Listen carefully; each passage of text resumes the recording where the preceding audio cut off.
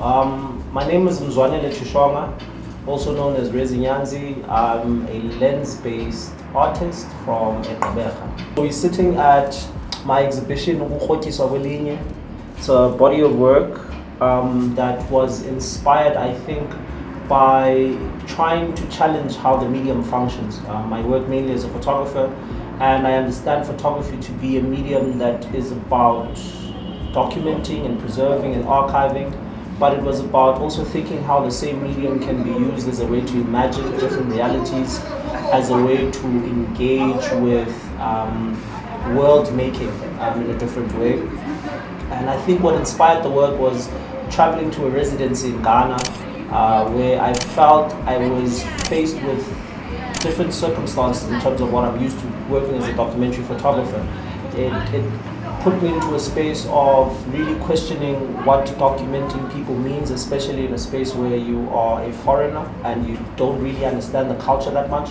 And I suppose the natural thing was then to kind of create from within, to do work that started in my mind and really see how that play with medium could manifest itself as a body of work.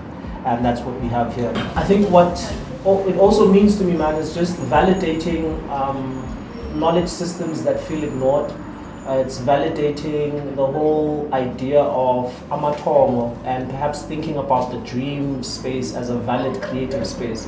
Because I think also being in the institution, it's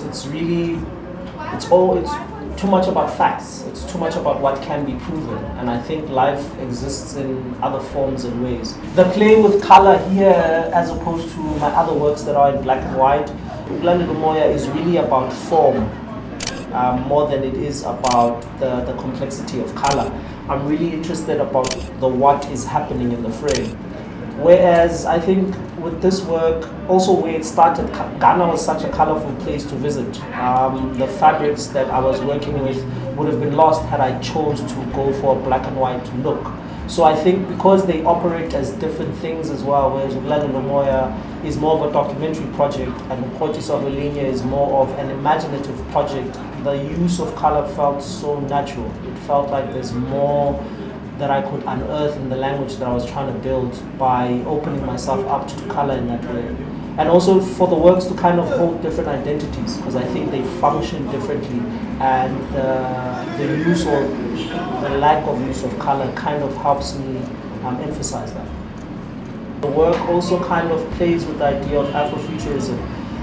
We've had interesting people who have always nudged with this idea, whether we're looking at Sandra or look at the idea of the fantastic existing within the ordinary has always been there.